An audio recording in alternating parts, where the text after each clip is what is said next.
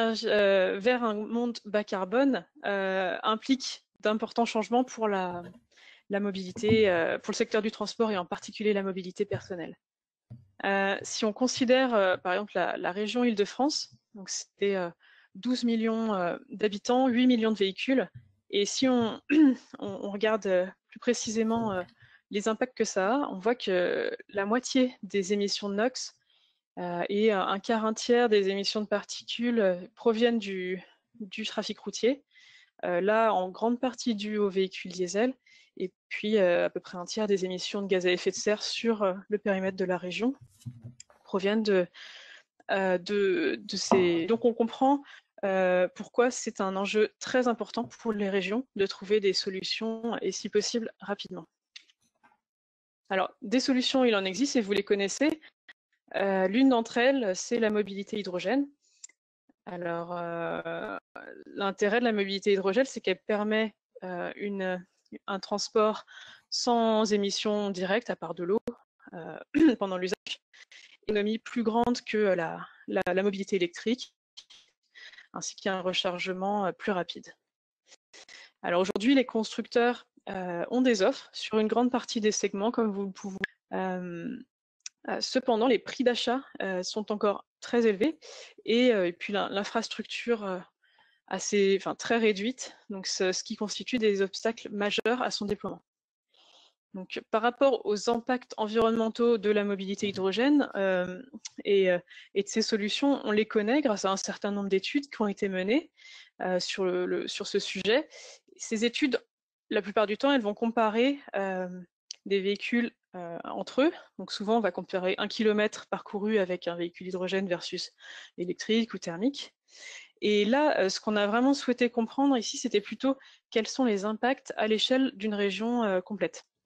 Et plus précisément, donc déjà comprendre à quel rythme la mobilité hydrogène peut pénétrer le marché, quels sont les leviers les plus efficaces pour cela, et in fine, quelles sont les conséquences environnementales d'un déploiement de l'hydrogène, donc à l'échelle d'une région.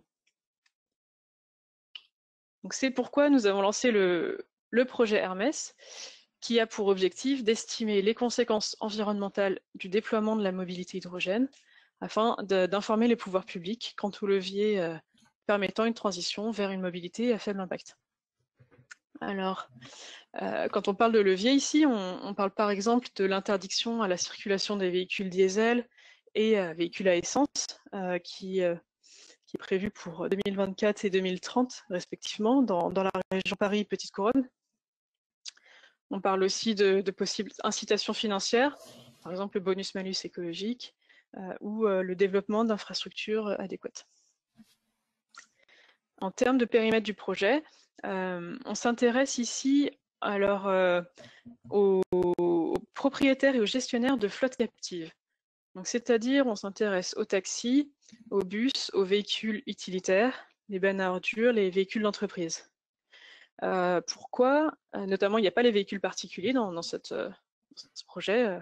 C'est parce qu'on s'intéresse plus particulièrement à la mobilité hydrogène, et on sait que c'est plutôt par ces types d'acteurs et de besoins que la mobilité va se développer dans un premier temps. Le périmètre se focalise sur la région Île-de-France et sur la période 2018, donc c'était le début du projet, 2030. Aujourd'hui, donc le projet s'est terminé cette année, et voilà, donc les partenaires du projet, c'était Engilab Crigen et le LIST, que vous voyez ici. Et puis nous avons bénéficié d'un financement à la fois du Fonds national de recherche luxembourgeois et de l'ADEME. Alors, donc voilà, déjà, on va commencer par une vue d'ensemble de la méthodologie qui a été adoptée dans ce projet. Elle constitue en fait une combinaison de deux choses. Il y a un modèle multi-agent dans un premier temps et un modèle d'analyse de cycle de vie ensuite. Donc, pour vous expliquer ce que ça veut dire, donc, tout d'abord, nous avons développé un modèle multi-agent. C'est un modèle qui simule le comportement de tous les agents d'un territoire par rapport à leur utilisation des véhicules qu'ils ont. Donc chaque mois, on va simuler le fait qu'ils utilisent pendant X kilomètres un véhicule. Et puis, leur choix en termes de renouvellement. Donc, à partir d'un certain moment, ils vont vouloir changer de véhicule et donc choisir un nouveau type de véhicule. Donc, en fait, tout ce modèle multi-agent, le but, c'est d'avoir la flotte chaque mois après mois, entre 2018 et 2030. Et puis, donc ça, c'est le but du modèle multi-agent. Voilà. Et par-dessus, on ajoute le modèle d'analyse des cycles de vie qui permet l'évaluation des impacts environnementaux. Dans ce modèle, on prend en compte la phase utilisation, donc l'utilisation de carburant pour les véhicules thermiques, la production d'électricité, d'hydrogène. Donc tout ça, c'est dans le module utilisation, les émissions directes aussi des véhicules. Ensuite, on considère aussi la production de ces véhicules et leur fin de vie. Et voici, ici, vous pouvez voir les différents types d'agents que nous avons considérés, ainsi que les véhicules. Donc, on a tout d'abord des véhicules type véhicules personnels, à destination donc, des agents un taxi indépendant, compagnie de taxi, ou flotte de véhicules d'entreprise. Ensuite, on a des véhicules type utilitaires légers, donc à destination soit de grandes ou petites et moyennes entreprises. Des bus de type 12 mètres ou 18 mètres gérés par des municipalités et des bennes à ordures ménagères gérées aussi par des municipalités. Et ici, ce que vous pouvez voir, ce sont les différents types de carburant que nous avons pris en compte dans l'étude pour chacun de ces véhicules, puisque on n'a pas forcément tous les types de carburation pour tous les véhicules. Donc on a de l'essence, diesel, électricité, hydrogène, gaz naturel comprimé et 3 types d'hybrides.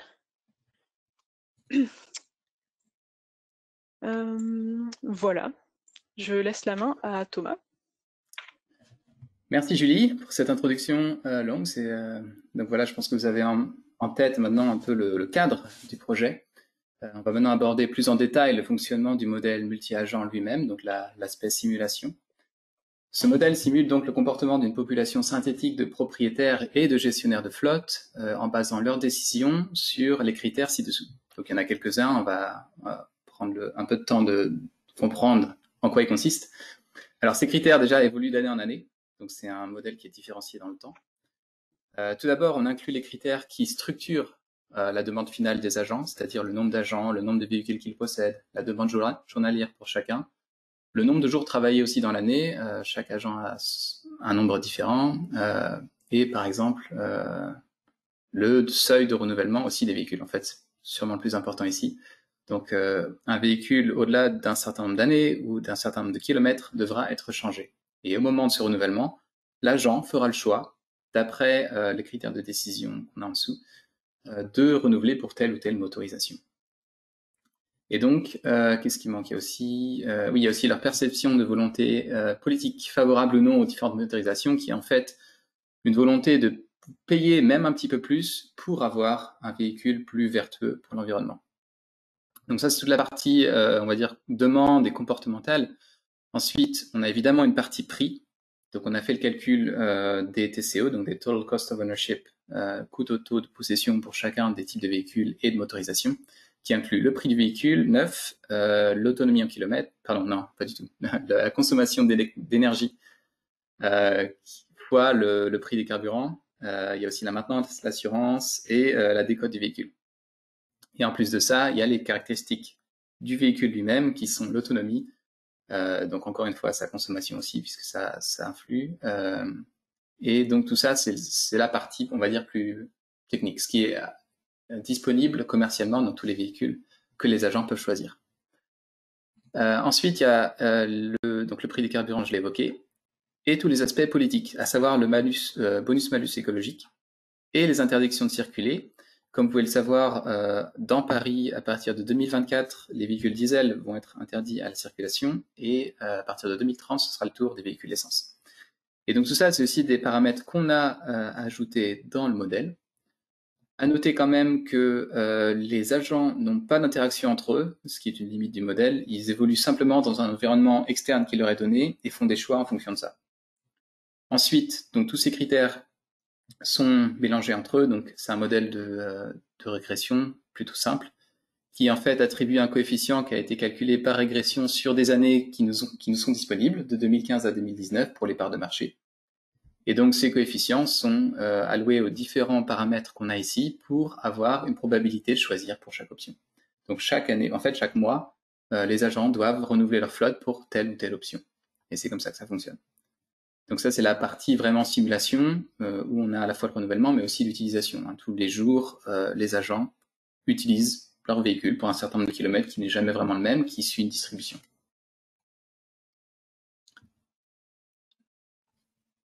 Alors, sur le nombre de véhicules, qui est la première hypothèse vraiment structurante du modèle, on a fait ces hypothèses. Alors, par type d'agent que Julie a présenté en termes de gestionnaire de flotte, taxi indépendant, compagnie de taxi, etc., chacun se voit attribuer un véhicule, soit un véhicule privé qu'on a appelé plus, parce que ça, je vais expliquer un petit peu après pourquoi on a choisi cette gamme de véhicules. Les véhicules utilitaires légers pour les gestionnaires de flotte utilitaires privés, publics, artisans indépendants qui sont plus ou moins le même type d'entité. La seule différence, c'est qu'ils ont quand même beaucoup moins de véhicules par agent. En termes de gestionnaire de flotte de bus, pareil, on a dû distinguer les bus 12 mètres des bus 18 mètres. Et ensuite, les gestionnaires de benne ménagères qui sont strictement les collectivités. Donc, les plus grandes collectivités ont, on va dire, 50 bennes ordures ménagères, les plus petites, une vingtaine. Et voilà comment est structuré le modèle. En gros, tout ça, ce sont des distributions, donc les véhicules sont choisis aléatoirement sur cette distribution. Le modèle construit la population synthétique jusqu'à ce que le nombre total de véhicules soit atteint. Et donc, on a la répartition qu'on voulait au début avec un nombre complètement aléatoire, enfin, pas complètement aléatoire, mais qui suit une distribution pour chaque agent. Ensuite, alors voilà, les modèles considérés justement pour les véhicules. Alors à la fois pour l'analyse du cycle de vie et la simulation, c'est un modèle qu'on a voulu vraiment complètement intégrer. À savoir que la classe choisie pour le segment des véhicules privés, comme je vous ai dit, est imposée par le seul modèle commercialement disponible finalement en version pile à combustible, hydrogène, au début de la simulation, qui est la Toyota Mirai. Par conséquent, le reste des véhicules privés plus, donc les VP+, doivent correspondre en gros à la même gamme, donc au même standing de véhicules. C'est pour ça que l'électrique, par exemple, on a choisi la Tesla Model S pour la simulation et la CV. On a choisi le Large Diesel Vehicle d'EcoInvent, un petit peu ajusté, parce que sa consommation change aussi d'année en année, pour les véhicules diesel, et pour les hybrides, la Prius. Et pour l'essence, c'est aussi EcoInvent.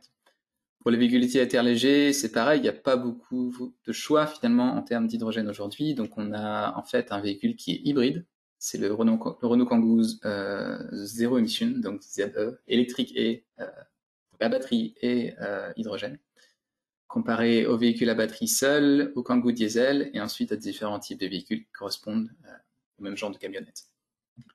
Pour les bus, voilà, ce sont ces modèles-là. Et comme on n'a pas vraiment de modèle existant de bennes ordures ménagères en version hydrogène, on a fait des hypothèses nous-mêmes sur leur consommation possible, sur des hypothèses éclairées, on va dire, par les membres du comité technique sur ce genre de véhicules. Voilà. Alors pour la suite, voilà, je suis allé un petit peu loin. Dernier jeu d'hypothèses, il y en a beaucoup plus, mais juste pour vous montrer un peu les principales. Ici, on a donc les autonomies et les distances journalières. En haut, donc les autonomies pour 2018 et 2030, donc qui ne changent pas, par exemple, pour les véhicules thermiques ou si peu, pour les bus, par exemple, ce qui est plus important pour l'électrique. Comme on a déjà des véhicules qui sont assez haut de gamme, en 2018, on a une autonomie qui est déjà assez élevée, donc de 400 km par exemple pour l'électrique, qui va jusqu'à 500 en 2030. Pareil pour l'hydrogène, ça augmente un petit peu. Ensuite, alors on a quand même des véhicules au gaz naturel dont l'autonomie ne change pas en fait sur toute la simulation. Et les seuls autres qui changent, c'est l'hybride diesel rechargeable pour les bus. Et enfin, la distance journalière de chaque agent. Donc, les taxis, par exemple, sont ceux qui vont voyager le plus. C'était assez difficile de trouver les données, mais en gros, il est facile de trouver dans des articles, en tout cas dans la littérature grise, on va appeler ça, des retours d'expérience de différents taxis qui font plusieurs centaines de kilomètres dans la journée. Et donc, en gros, leur valeur la plus probable pour eux, ce sera de 100 km. Ensuite, pour les différents types d'entreprises, on a basé ça sur des données qu'on avait, par exemple, de la flotte d'Engie ou d'autres données qui sont vraiment basées dans la réalité. Ces distributions sont des distributions triangulaires, donc ça veut dire que en fait, on a un minimum, un maximum, et une valeur la plus probable, qui est le pic du triangle, qui est la valeur en orange ici. Donc voilà, et chaque jour, alors ça nous a servi déjà pour déterminer la demande des agents, et ensuite pour savoir quelle distance était parcourue chaque jour, et donc chaque mois, par chaque agent. Voilà, et sur l'ACV, je laisse Julie. Oui, donc vous m'entendez? Très bien. Ok, alors quelques éléments au niveau du modèle d'analyse de cycle de vie. Donc tout d'abord, je rappelle le périmètre, c'est-à-dire qu'on considère les émissions lors de la combustion et la production du carburant. Ensuite, au niveau production, en fait, on modélise la production du bloc moteur des véhicules. Pas du véhicule en entier, mais seulement du bloc moteur, puisque c'est ça qui va changer principalement entre les différentes options. Et pareil, on inclut la fin de vie. Au niveau des données sur les véhicules, donc là, on a fait pas mal de recherches de données dans différents documents. Donc, on s'est beaucoup basé sur des données constructeurs, donc afin de connaître les poids des batteries, les consommations aussi des véhicules. Comme Thomas l'a dit, on s'est basé sur des données EcoInvent en partie. Pour certains véhicules, on a dû prendre des hypothèses, donc d'archétypes, pour, par exemple, extrapoler des données existantes, typiquement des données sur un type de batterie, extrapoler en fonction de la puissance et de la capacité sur d'autres types de batteries pour lesquelles on n'avait pas d'inventaire de cycle de vie. Donc voilà, on s'est basé comme ça pour, pour réussir à raccrocher tous les morceaux et estimer les masses et constitutions de tous les éléments de nos systèmes. En termes de durée de vie, on a pris l'hypothèse de 150 000 km pour les véhicules particuliers et utilitaires et 816 000 pour les bus. Et enfin, pour les véhicules électriques, il faut savoir qu'on n'a pas considéré de remplacement de batterie dans cette version du modèle en tout cas. Et ensuite, quelques mots sur la fin de vie. On utilise la méthode CFF, donc voilà, développée dans le cadre du travail PEF, préconisé par la Commission européenne. Donc là, l'idée, c'est de prendre en compte la récupération énergie et matière, à la fois du côté producteur et utilisateur du matériau secondaire. Et puis, il y a différentes hypothèses selon le type de matériau.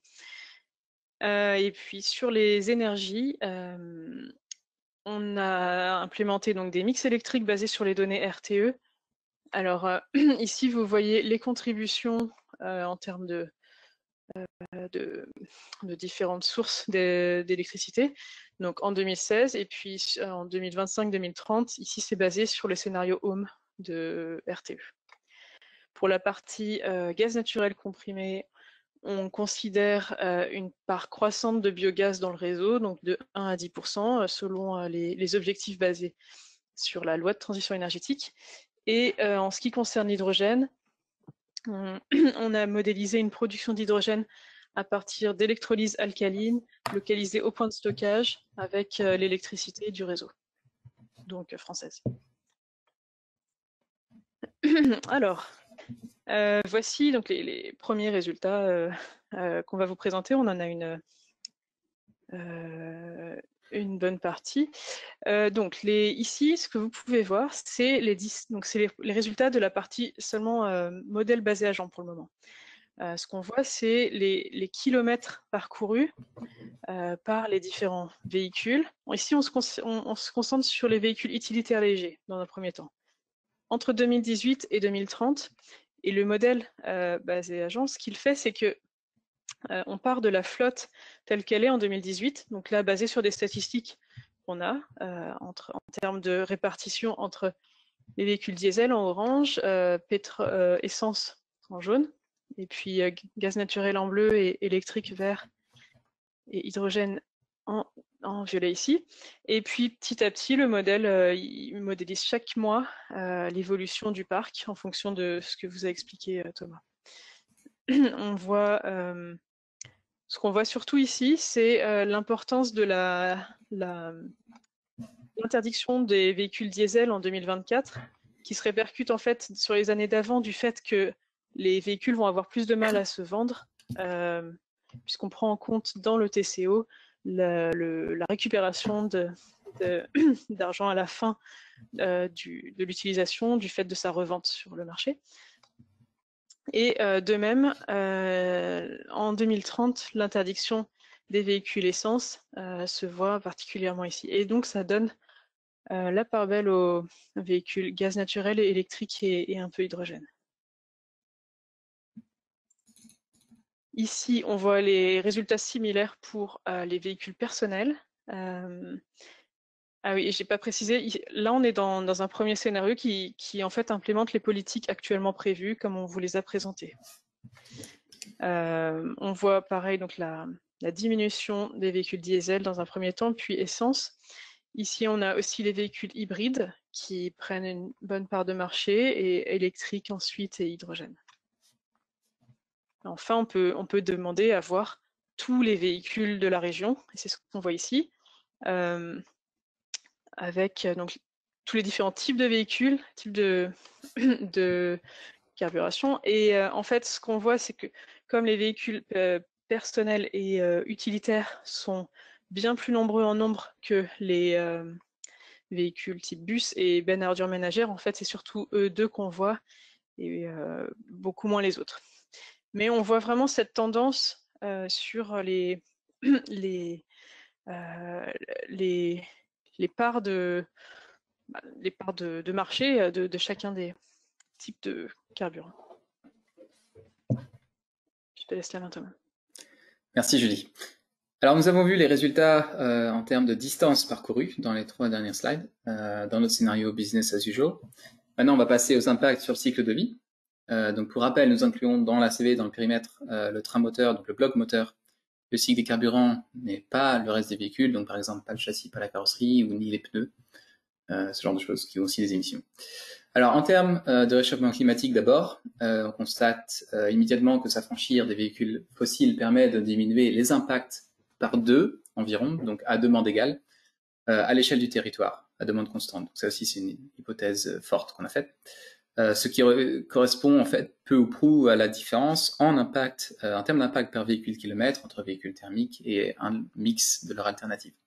Donc c'est clairement, de toute façon, un des objectifs de ces politiques, c'est vraiment de diminuer les impacts de gaz à effet de serre, et on voit qu'on a à peu près 50% de réduction sur la durée de simulation, ou en tout cas entre 2030 et 2018. Ensuite, alors voilà pour une deuxième catégorie d'impact. C'est un phénomène intéressant, par exemple ici, sur les impacts énergie primaire non renouvelable, donc qui inclut les fossiles et l'uranium. C'est qu'il y a une espèce de pic, enfin pas de pic, mais vraiment de pic plutôt plat, au moment du passage de témoin, on va dire, entre les véhicules fossiles et les motorisations électriques. D'après ce graphe, il faut s'attendre dans les années à venir à une légère augmentation de la demande énergétique non renouvelable, et ensuite une diminution un peu plus lente, on va dire.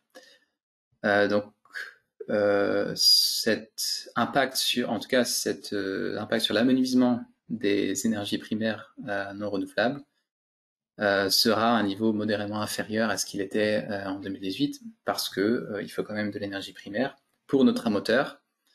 On voit par exemple que la part de l'hydrogène est un peu plus élevée ici, parce que l'efficacité du train moteur hydrogène entre le mégajoule primaire qu'on extrait et le kilomètre qu'on effectue sur la route est un peu moins efficace, et un peu moins de rendement que pour les électriques. Mais au total, on constate que la baisse en demande de mégajoules primaires n'est pas si dramatique que ça pour cet indicateur. Alors un autre indicateur qui est très intéressant et auquel il fallait s'attendre, en tout cas on pouvait s'attendre à une augmentation comme ça, c'est le potentiel d'amenuisement des ressources minérales et métalliques. Alors ici, le véhicule électrique représente en 2030 environ 55 à 60% de l'impact, alors qu'il ne représente que 40% des distances parcourues. Donc les principales causes sont typiquement l'électronique à bord qui demande du cuivre et d'autres métaux précieux sur les circuits imprimés par exemple, et le platine pour la pile à combustible. Alors ce qui est important de noter, c'est que le lithium et le cobalt n'apparaissent pas dans les catégories d'impact qu'on a utilisées ici.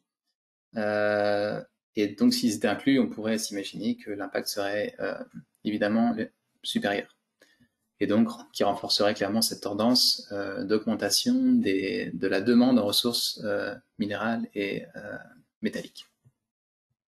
Donc évidemment, il y a un petit peu la même chose pour les véhicules hybrides, puisqu'ils ont eux aussi une batterie, et très légèrement pour les véhicules à gaz, mais qui au final ont à peu près de la même demande, on va dire, en matériaux que les équivalents thermiques à carburant liquide, enfin à carburant diesel ou essence. Les impacts sur les effets respiratoires. Alors là aussi, c'est une priorité de faire sortir le diesel des villes et à moindre mesure l'essence aussi, parce que ça crée donc des émissions pour les ailes typiquement d'oxyde d'azote qui ont un impact sur les effets respiratoires, sur la création d'ozone photochimique, etc. On voit que la diminution n'est pas si dramatique non plus ici. La grosse différence, évidemment, c'est que les émissions ne sont plus locales, mais elles sont distantes, c'est-à-dire qu'on déplace la pollution pour cet indicateur-là, en tout cas, d'un lieu géographique vers un autre. Donc on assiste à un report typiquement des centres-villes, en gros, pour caricaturer un petit peu, vers soit les usines de batterie ou les centrales électriques qui les alimentent. Voilà. Donc quelque chose à garder en tête, évidemment, on pourrait, dans une future version du modèle, pourquoi pas essayer d'avoir une répartition géographique bien plus poussée des différentes émissions et de voir où ces émissions arrivent. Mais en regardant l'inventaire, en gros, on a des émissions qui sont locales à plus de 90% dans la catégorie thermique, et des émissions qui sont distantes à 100% pour la plupart des autres. En termes d'impact sur l'ozone photochimique, donc les émissions d'oxyde d'azote principalement, on a la même chose. Mais cette fois, on a aussi une diminution. Donc on a quand même un report, mais une diminution au global, qui est due principalement à l'abandon du diesel et l'essence dans une moindre mesure. Mais le diesel a des émissions d'oxyde d'azote bien plus importantes par kilomètre, donc c'est normal de voir cette diminution. Déjà de moitié sur les 5 ou 6 premières années de la simulation, et ensuite, on va dire, de 2 tiers. Donc on n'a qu'un tiers des émissions à la fin en 2030. Alors, maintenant, ce qui est intéressant, c'est d'aller explorer les différents leviers auxquels on a accès. Donc on a, alors je ne sais pas si on voit bien, mais on a effectué donc ces analyses de sensibilité qui sont en fait groupées en différentes catégories. Donc après avoir vu nos principaux résultats pour business as usual, dont les valeurs sont ajoutées ici, pour les 5 ou 6, alors il y a 6 indicateurs parce qu'on a aussi ajouté l'aspect fossile sans l'uranium ici, sur le cumul en fait 2018-2030 et simplement sur l'année 2030. Et par rapport à ces chiffres de business as usual, voilà ce qu'on a trouvé avec différentes mesures et pour chaque levier qu'on a actionné un par un, en fait. Donc on a actionné un de ces leviers à la fois. On va aller rapidement, on va faire rapidement la liste, mais les leviers testés sont de différentes natures. Comme j'ai dit, tout d'abord le levier politique, qu'arriverait-il si le bonus-malus n'existait plus, ou au contraire si l'hydrogène bénéficiait d'un traitement de faveur en termes fiscaux. Si les interdictions diesel-essence n'avaient pas lieu, donc ça c'est clairement la ligne la plus visible, hein, puisque c'est quand même un des leviers politiques les plus forts, ou encore si les entreprises et les collectivités souhaitaient absolument investir dans de nouvelles motorisations, quel que soit le prix, donc en renforçant un petit peu cet aspect volonté politique ici. Voilà, donc d'autres hypothèses qu'on a prises. Ensuite, il y a des hypothèses économiques, évidemment, donc des leviers économiques, par exemple augmenter le prix des carburants qui favorise mécaniquement l'électrique. Pareil, si le prix de l'électricité était gelé à son niveau de 2018 et n'augmenterait plus, qu'est-ce qui se passerait? Donc voilà, plusieurs petits tests sur les prix. En termes de variation technologique aussi, nous voyons aussi ce qui se passe si la consommation des véhicules thermiques ne gagnait plus en efficacité, puisqu'on continue quand même d'année en année à baisser les émissions de carburant par kilomètre, hein, par différentes mesures, que ce soit sur les moteurs ou sur l'allègement des véhicules. Et enfin, en termes d'infrastructure et de scénarios énergétiques, on a aussi testé d'autres scénarios RTE. Donc le scénario home, c'est celui qui, par exemple, diminue le nucléaire à 50% en 2030 ou 2040, je ne sais plus. et donc les autres sont moins agressifs sur ces aspects, le watt et le volt notamment. Enfin, qu'est-ce qui se passe si on a une plus grande part de biogaz dans le mix de gaz naturel? Donc on voit évidemment qu'il y a certains leviers qui sont très importants, comme par exemple l'absence d'interdiction. Juste pour rappeler un petit peu pourquoi est-ce qu'on a pris le cumul et pourquoi est-ce qu'on a pris juste une année, c'est qu'il y a des impacts en fait pour lesquels le cumul compte plus, par exemple le changement climatique ou l'amenuisement des ressources. C'est des choses dont l'impact en fait est le produit d'un cumul sur les années. Pour les impacts plus court terme, comme les émissions de particules ou le smog par exemple, le plus important ce sera de regarder sur une année, les émissions sur une année. Voilà pourquoi on a fait ça. Donc globalement sur les leviers les plus efficaces, enfin les plus efficaces en tout cas qui ont plus d'influence, l'absence d'interdiction qui augmente drastiquement les émissions de gaz à effet de serre, mais évidemment qui vont faire baisser les émissions, l'amenuisement des ressources, parce qu'on n'ira pas chercher toutes ces ressources pour tous les circuits électriques, les batteries dans les véhicules. Qu'est-ce qu'il y aurait d'autre à dire en gros? Alors en gros tout ce qui impacte sur l'arbitrage entre thermique et électrique aura un impact sur les minéraux, hein. C'est tout à fait logique. Aussi la consommation constante, donc si les véhicules thermiques gardaient une consommation constante et ne bénéficiaient plus d'efficacité énergétique au long des années, on aurait aussi une augmentation assez importante. Donc c'est quand même une hypothèse, la baisse de consommation des véhicules thermiques, qui est très importante pour les résultats. Donc voilà, je ne vais pas trop continuer parce qu'en fait, on a regroupé ces leviers-là en deux scénarios. Un scénario pessimiste, comme vous voyez ici, et un scénario qu'on a appelé pro-hydrogène, pour vraiment essayer de tester les limites du modèle et essayer de comprendre dans quelle mesure on pouvait naviguer entre un monde qui ne changerait plus, en gros, et un monde où on ira à fond vers les motorisations alternatives. Et donc, on a fait ces tests en cumulant donc, tous les leviers du scénario pessimiste en haut, tous les leviers du scénario pro-hydrogène en bas, et là, on a clairement des choses complètement différentes, ne serait-ce que pour les distances. Donc là, on est juste à la sortie du simulateur, avant de commencer la CV, où on voit que, par exemple, donner une prime à l'hydrogène, bénéficier d'un prix d'hydrogène bas, nous permettrait d'atteindre une part de marché d'environ 15%, ou même 20%, je crois, pour ce scénario. Et enfin, l'électrique, l'hybride arriverait après, et il y a un petit peu de gaz naturel en bas. Et à voir en fait que l'interdiction ici a un effet, mais ce qui compte, c'est quand même le fait que les autres motorisations que celles thermiques sont aussi très importantes. C'est très avantageuse et très attrayante, on va dire, pour les agents, qui en fait font le choix de changer avant même qu'ils soient obligés de le faire de manière légale. Et évidemment, un scénario où il ne se passe rien, on change légèrement nos motorisations, mais pas tant que ça. Alors évidemment, là, il y a toutes les hypothèses, il n'y a pas d'augmentation du prix du carburant, il n'y a pas de bonus-malus, il n'y a rien, donc on est aussi dans un monde qui ne devrait pas être le monde dans lequel on est en ce moment. Donc on est vraiment entre les deux, en termes de résultats, en termes de ce qui est réaliste. Alors vite fait sur les impacts maintenant, alors évidemment les impacts sur le changement climatique ne baissent que très légèrement dans le premier scénario pessimiste et baisseraient aussi environ de moitié sur le scénario pro-hydrogène. Donc à voir qu'en fait entre le scénario business as usual et le scénario pro-hydrogène, il n'y a pas vraiment de différence en termes d'efficacité de réduction des gaz à effet de serre, c'est juste que ça arrive plus tôt. Si vous voyez dans l'autre, on avait une diminution qui était surtout due à l'arrêt de l'essence en 2030. Ici, on a quelque chose qui est beaucoup plus planifié dans le temps, beaucoup plus étendu, on va dire, jusqu'en 2030. En termes d'impact sur l'ozone photochimique, bah, c'est pareil. En fait, le scénario pro H2 anticipe beaucoup plus la transition. Donc là, évidemment, on a une descente qui se fait d'ici 2024, on a quasiment les mêmes impacts qu'en 2030. Pareil pour le scénario pessimiste, on a quelque chose de très lent, qui ressemble beaucoup au graphe qu'on a vu juste avant. En termes de ressources minérales et métaux, alors là, évidemment, on a une augmentation drastique, ne serait-ce que dans les 5 prochaines années, sur la demande. Donc, c'est l'impact de déplétion, donc d'amenuisement des ressources, mais en gros, c'est la demande de matériaux qui est la cause de ça. À noter qu'on voit que finalement, c'est surtout l'électrique et l'hydrogène plus peut-être par kilomètre. Alors, je ne sais plus par kilomètre quel était je crois que c'était plus ou moins équivalent en gros, mais qui ont une demande en fait, qui engendre cette demande forte en matériaux et métaux. Voilà. Alors Julie, je te laisse la main. Ouais. Merci Thomas.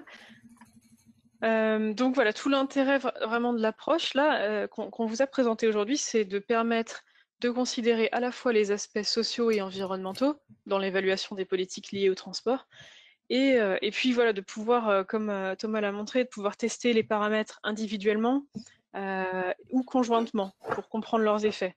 Là par exemple, il y a un grand nombre de paramètres qu'on pourrait tester en plus. Enfin, il y a vraiment beaucoup de choses qui peuvent être testées. Et donc voilà, ça permet de simuler des scénarios spécifiques de développement, de déploiement des nouvelles technologies. Voilà, donc c'est dans ce sens qu'il constitue un outil très intéressant pour comprendre et comparer les effets des différents leviers actionnables par les autorités publiques pour la réduction de la pollution environnementale, et comme on l'a vu aussi pour comprendre les impacts dans les différentes catégories d'impact et les potentiels transferts de pollution d'une catégorie à une autre ou d'une région géographique à une autre. Pour information, le modèle est disponible et il a été implémenté dans un outil qui est disponible en ligne et qu'il nous est possible de vous partager si vous en faites la demande. Donc le modèle a été développé tout au long de ce projet de recherche Hermès, et nous avons dû faire des hypothèses et simplifications. Donc ici, on va rappeler les plus importantes. Alors tout d'abord, donc il faut bien comprendre qu'on a considéré une population synthétique constante sur la durée de la simulation. C'est-à-dire qu'on considère que entre 2018 et 2030, le nombre d'agents ne change pas, le nombre de kilomètres parcourus par chaque agent reste le même aussi, et le nombre de véhicules qu'ils possèdent chacun ne change pas. Donc, par exemple, on considère qu'il n'y a pas de transfert de modalité attendu. Donc, il faut savoir qu'à l'origine, on avait envisagé de faire varier cette demande, ce qui est possible dans le modèle développé. Par contre, il s'est avéré assez difficile de trouver des informations sur des prévisions d'augmentation ou de diminution de ces différents paramètres. Donc, on a préféré maintenir ce paramètre constant, ce qui présente l'avantage de pouvoir analyser les variations au niveau des flottes et des impacts environnementaux en sachant que ce paramètre-là reste constant. C'est pour ça que le total des distances parcourues restait le même année après année. Ensuite, nous considérons le choix de tous les agents comme uniforme année par année. C'est-à-dire qu'ils ont tous les mêmes caractéristiques intrinsèques, c'est-à-dire notamment qu'ils ont les mêmes besoins en termes de distance à parcourir. Alors, ça peut être par exemple observé, on ne l'a pas trop vu là, mais sur les bennes à ordures ménagères, il y a un espèce de basculement qui se fait entre 2025 et 2026, puisque tout d'un coup, l'autonomie devient supérieure à la distance maximale à parcourir. Ensuite, on ne considère pas de marché de l'occasion. On a considéré ici que tous les gestionnaires de flotte s'approvisionnaient uniquement sur le marché du neuf. Voilà, c'est un aspect à garder en tête. Ensuite, au niveau du périmètre géographique, on considère la région Île-de-France comme un système fermé, et donc les agents, on considère qu'ils ont besoin d'entrer dans la petite couronne à partir d'un moment, et donc qu'ils font leur choix basé sur les restrictions qui vont s'y appliquer. Alors qu'il est possible que certains de ces agents n'aient pas besoin d'y aller. Mais en fait, on a préféré faire cette simplification-là pour voir quel était son impact déjà. Et puis, comme on a considéré aussi que comme l'interdiction des véhicules thermiques est prévue potentiellement sur la France entière d'ici 2040, on peut supposer qu'à terme, ce marché s'équilibrera bien entre les différentes régions. Ensuite, au niveau du réseau électrique, nous n'avons pas implémenté d'impact de notre système de transport sur le réseau électrique, ce qui aurait voulu dire par exemple que l'augmentation du nombre de véhicules électriques aurait influencé par exemple la teneur en carbone de l'électricité du réseau. Donc bon, on ne l'a pas fait parce que cette approche conséquentielle en fait en ACV demandait de nombreuses données additionnelles et qu'elle étendait de manière conséquente le périmètre de l'étude. Ensuite, au niveau de la production d'hydrogène, on a considérer un seul mode de production, à savoir l'électrolyse alcaline à partir du mix électrique français. Donc là, il serait pertinent d'étudier d'autres scénarios de production, tels que le scénario de vaporéformage du gaz naturel ou électrolyse à partir d'électricité renouvelable. Et enfin, les impacts de la localisation de l'infrastructure de recharge hydrogène n'ont été pris en compte que de manière simplifiée, c'est-à-dire qu'on a ajouté une distance nécessaire au rechargement dans la demande des agents. Donc l'étude pourrait être complétée par une approche plus spécifique, plus géographique, qui permettrait d'évaluer pour chaque agent sa distance à une station de recharge hydrogène existante, modéliser le déploiement de ces stations de recharge, et donc que ça influencerait sa probabilité de choix de cette motorisation.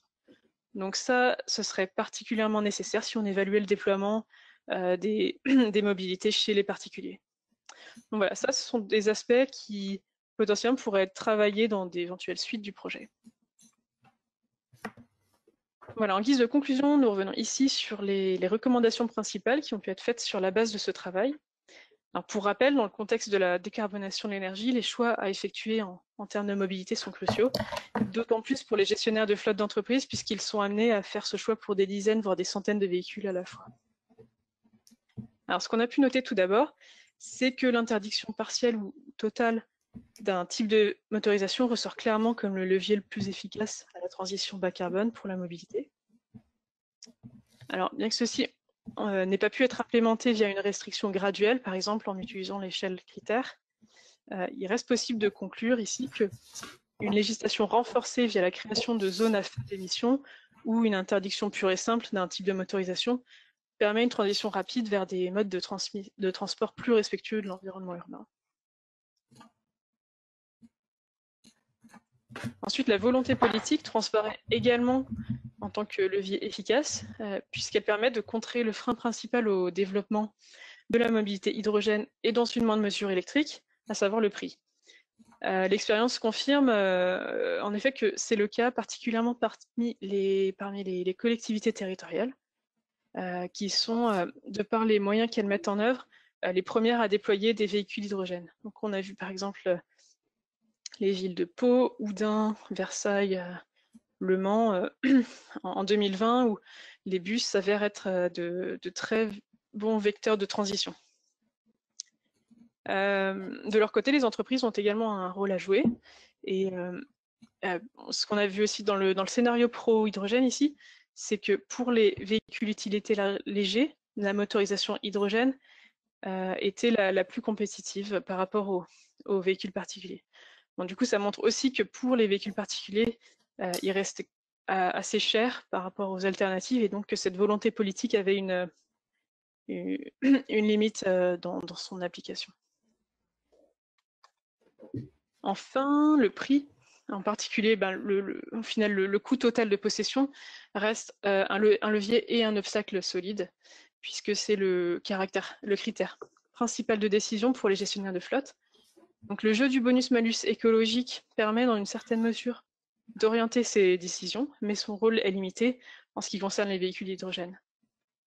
L'analyse de sensibilité qu'on a pu faire sur la possibilité d'un bonus supplémentaire spécifique à l'hydrogène a montré que la part des véhicules hydrogène pouvait atteindre 5% d'ici 2030 versus 3% dans le scénario tendanciel, ce qui représente tout de même 40% de véhicules supplémentaires pour l'hydrogène.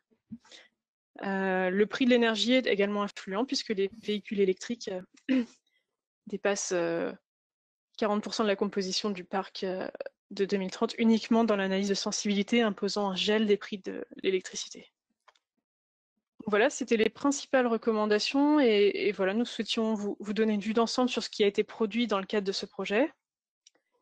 Si vous le souhaitez, vous pouvez avoir accès au rapport final que nous avons produit, qui va plus en détail sur à la fois les hypothèses, les résultats.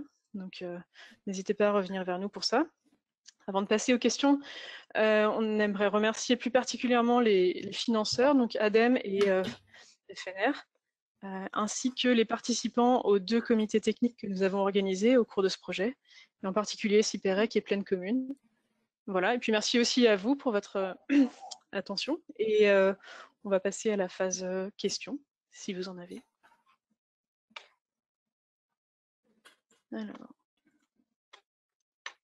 Alors, merci à tous. Je vois qu'il y a déjà pas mal de questions dans le chat. Je ne sais pas si on peut commencer rapidement, parce qu'on a beaucoup de temps. Je pense qu'on va déborder un petit peu, malheureusement.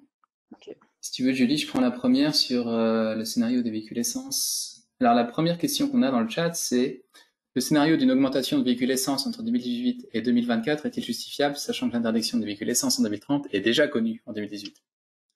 C'est une bonne question. Alors, ce qui compte le plus au début, en tout cas dans le scénario business as usual pour les agents, c'est le prix. Et si une voiture essence reste quand même beaucoup plus abordable qu'une voiture électrique ou hybride, les agents prendront cette voiture, sachant que la durée de vie de possession, enfin la durée de possession en tout cas, est plutôt courte, surtout pour les taxis par exemple, elle est de 3 ans. Donc les agents s'imaginent déjà pouvoir revendre la voiture s'ils l'achètent en 2020 par exemple, ils la revendront en 2023 ou 2024. C'est pour ça qu'on garde un certain niveau élevé d'essence. Ensuite, n'y a-t-il pas eu d'analyse de sensibilité si l'hydrogène vert produit uniquement avec les énergies renouvelables, ce qui est le scénario pour certaines régions? Oui, on l'a pas fait, on aurait pu. On s'était dit qu'au moins en termes de CO2, ça n'allait pas changer grand-chose, vu que le scénario RTE était déjà assez bas. Pour d'autres types d'impacts, ça aurait pu. C'est vrai qu'on aurait dû. Alors la question d'après, c'est: pour l'impact sur les ressources minérales et métaux, avez-vous une idée de ce que représente la forte augmentation que vous montrez comparée à la fabrication des véhicules, et pas que le bloc moteur?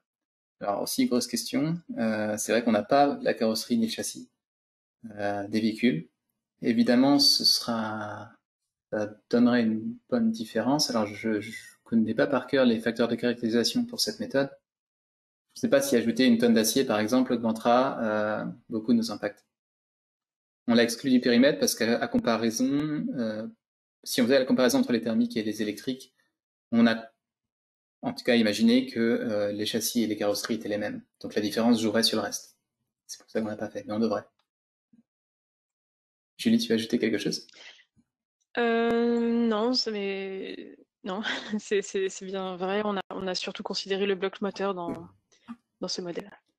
Alors la question d'après, c'est la génération d'hydrogène localement par électrolyse alcaline de l'eau est-elle réaliste?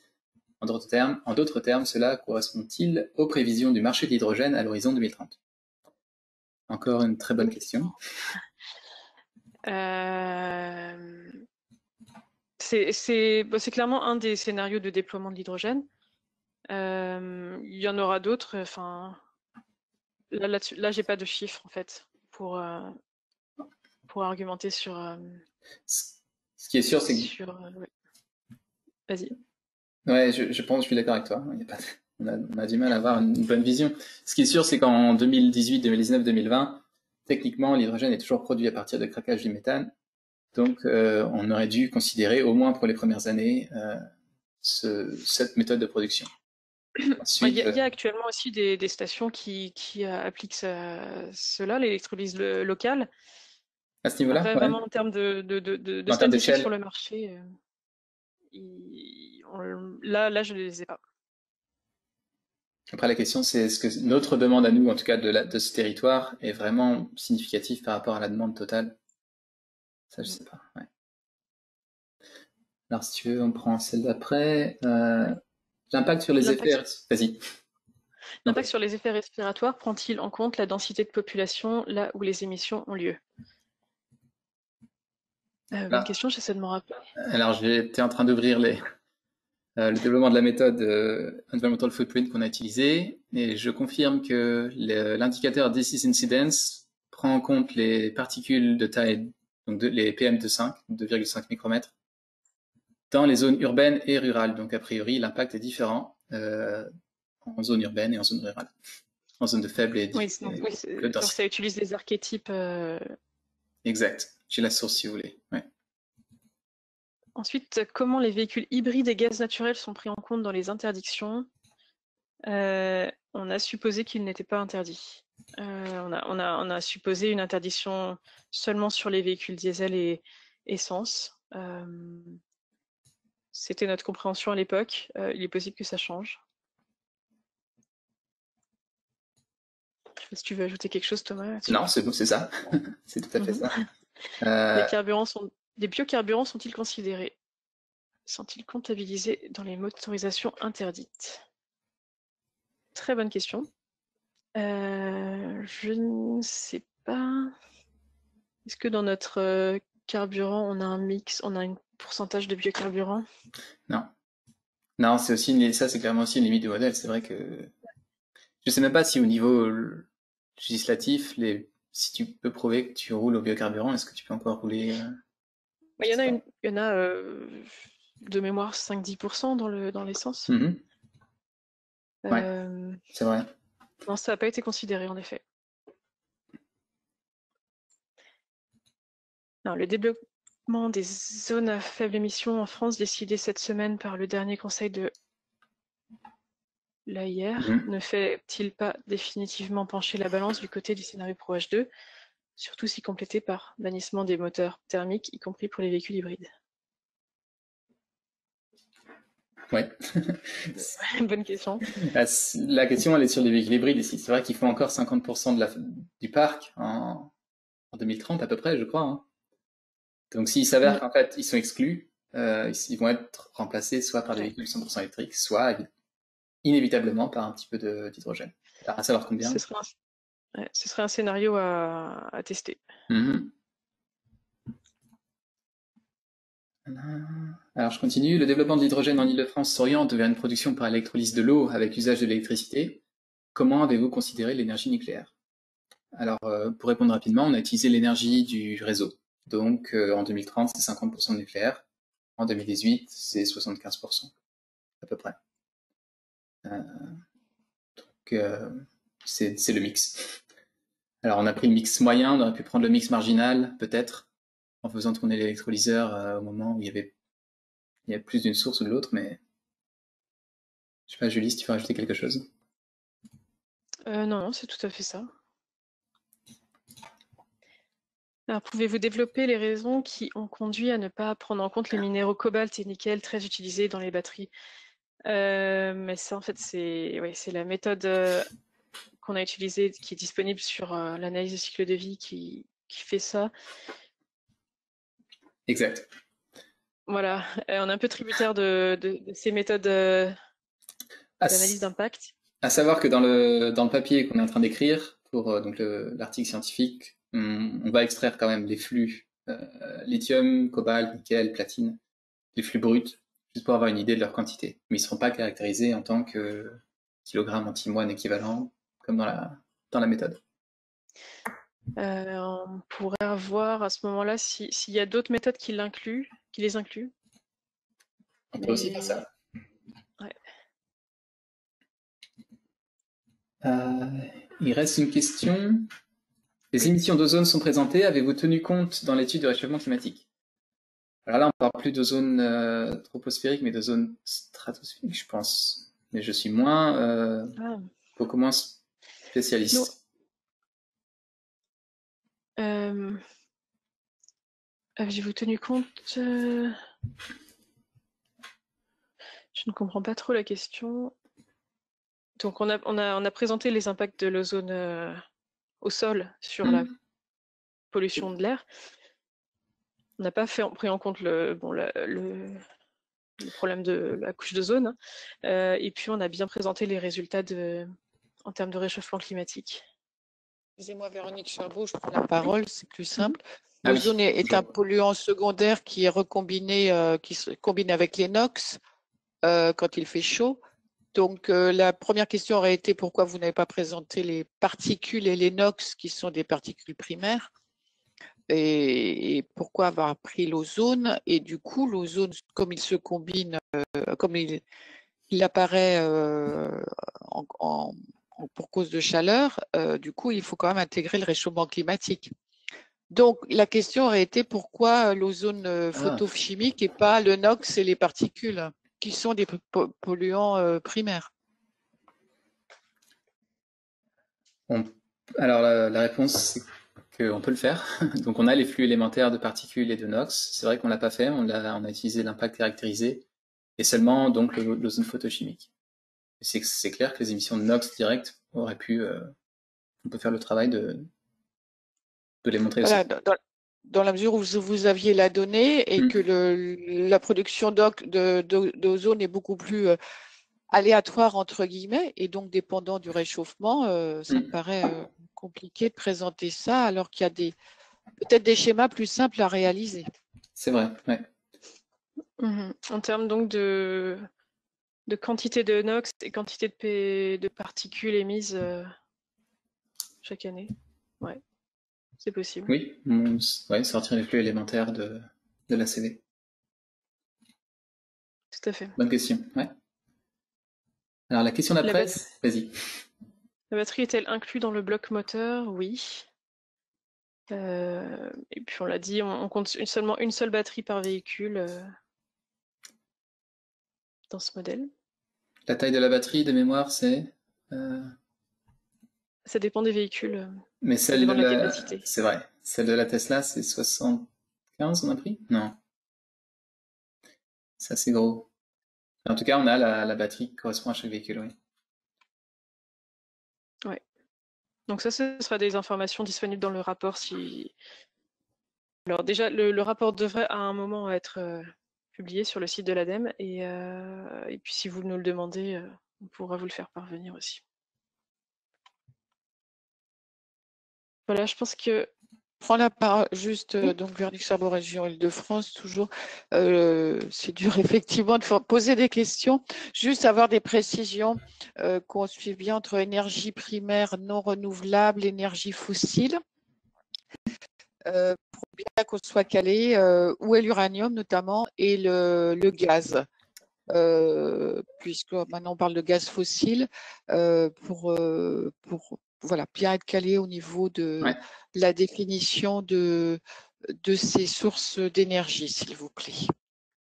Merci. Et je vous remercie pour cette présentation qui était très complète. Merci. Alors, je suis allée beaucoup trop vite. Julie, on l'a dans les slides supplémentaires. La même, mais sur l'uranium, pour montrer, si tu veux. Alors, donc ici, ce qu'on a présenté, c'était les résultats en termes d'énergie primaire non renouvelable. Donc là-dedans, il y a l'uranium.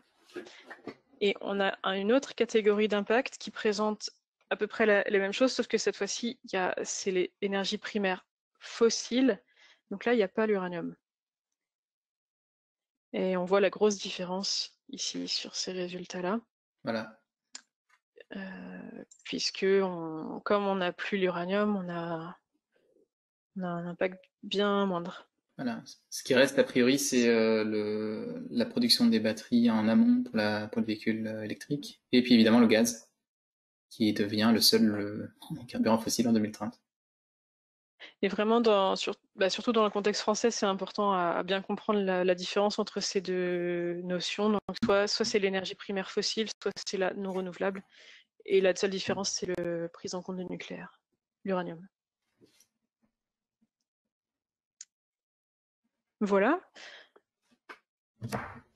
Ben, je pense qu'on va conclure, parce qu'il est 11h07. Oui. On vous remercie pour votre attention. Et puis, n'hésitez pas à nous recontacter si le sujet vous intéresse particulièrement, si vous avez des questions ou si vous souhaitez plus d'informations. Et au plaisir de se rencontrer un jour en réel.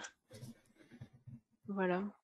Thomas, tu veux ajouter quelque chose? Non, c'est tout. Merci à tout le monde d'être venu là. Je voudrais aussi remercier toute l'équipe ANJ et Olist et à l'ADEME et les gens du comité technique.